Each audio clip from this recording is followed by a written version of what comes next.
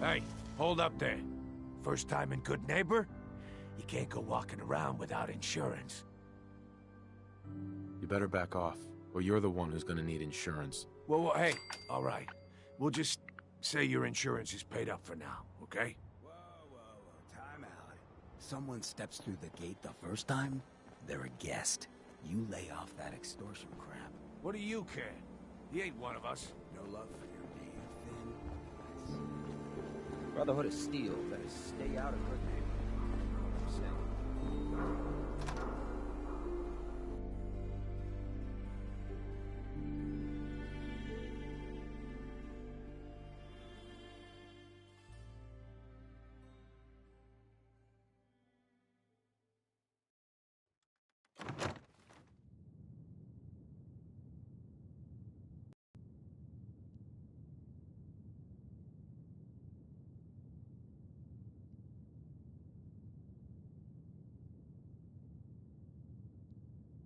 Well, Mr. Valentine, I thought you had forgotten about little old me.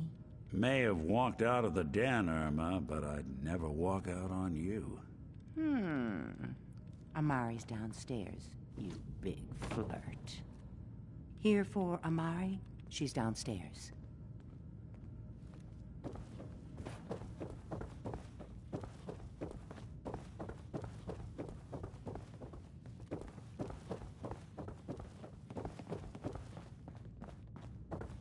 Dr. Amari?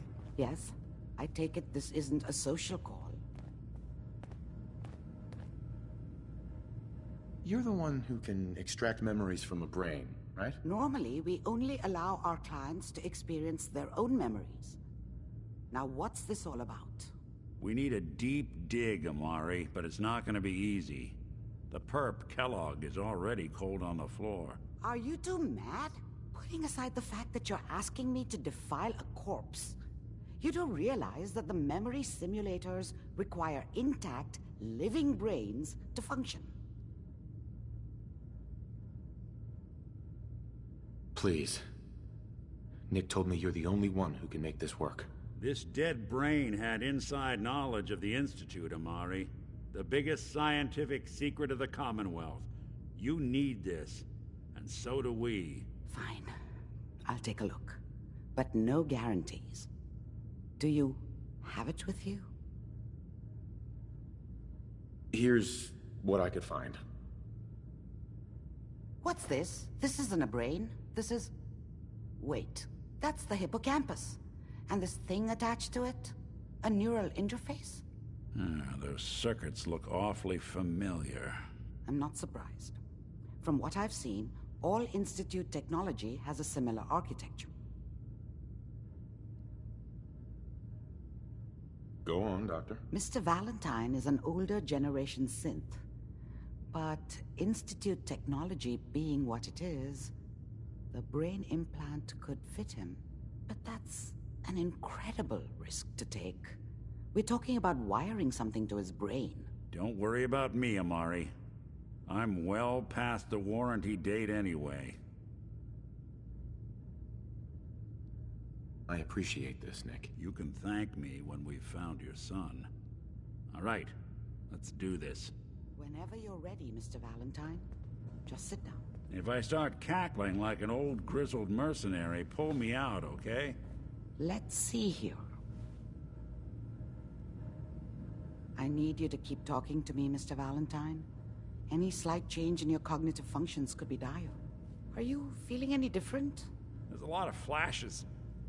Static. I can't make sense of any of it, Doc. That's what I was afraid of. The mnemonic impressions are encoded. It appears the Institute has one last failsafe. There's a lock on the memories in the implant.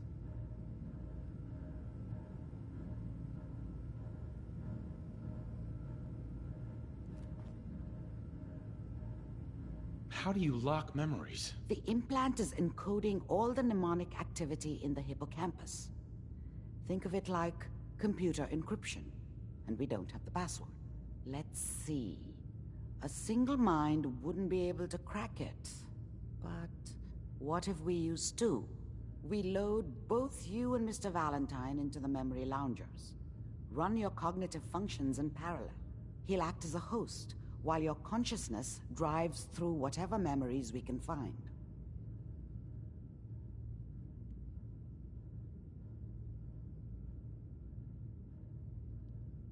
All right. Let's get started. Just sit down over there, and keep your fingers crossed. See you on the other side.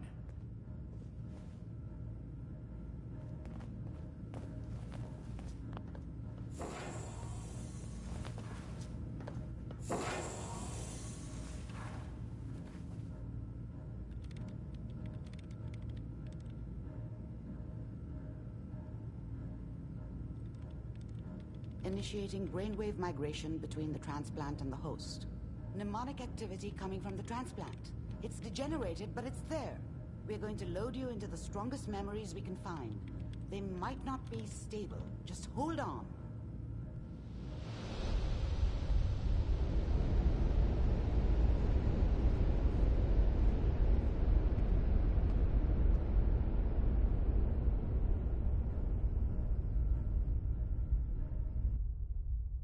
Can you hear me? Ah, good. The simulation appears to be working, although the memories are quite fragmentary. I'll try to step you through the intact memories and hope we find one that gives us some clue to the Institute's location.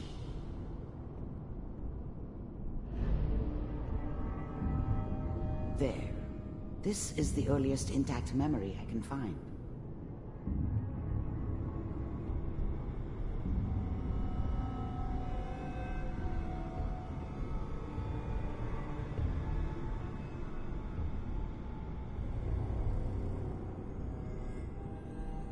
Remember, you are experiencing these memories as Kellogg. This may prove disorienting at first.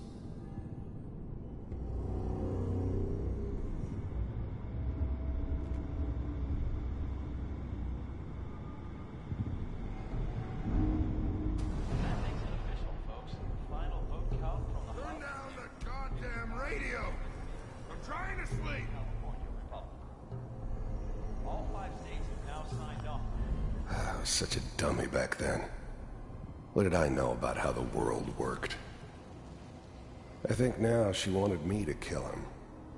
I should have. Instead, I ended up running away. I told myself I wanted to find somewhere out from under the thumb of the NCR and all their rules. But really, I was running from the guilt of not protecting her from Dad. Yeah, it doesn't matter now, though.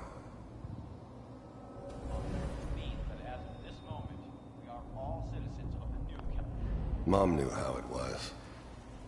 She wasn't soft, but she loved me in her way. And she protected me from Dad. That cost her more than a few beatings. I never knew what happened to her after I left. I didn't want to know. Not then. I'm sure that's going to take some getting used to. Dad was either drunk or not around. I guess he must have run with one of the raider gangs, but I never really knew what he did. Don't know why Mom was with him. Maybe at some point in his life he wasn't a complete asshole. What a joke. What's it mean, Mom? Nothing, Connie. People like to talk and hope someone else is going to keep them safe. Teacher at school said the NCR would bring back the good old days. Like before the big war. Don't you listen to that twaddle. I'm going to stop singing you if that's what they're teaching you. I'm going out. Where the fuck did you put my boots? Listen to me, Connie. You take this. You're old enough. You're the man of the family now. It's your job to protect us. Your father's useless, but you won't turn out like him. You're a good boy. And all that on the radio. Oh, useless talk. The only thing that will protect you in this world is that gun in your hands. You need to learn to use it if you're going to survive. I will, Mom. I promise. I won't let you down. You've always been my good boy. This doesn't seem to be what we're looking for. There appears to be another intact memory close to you in temporal sequence. There. Try that one.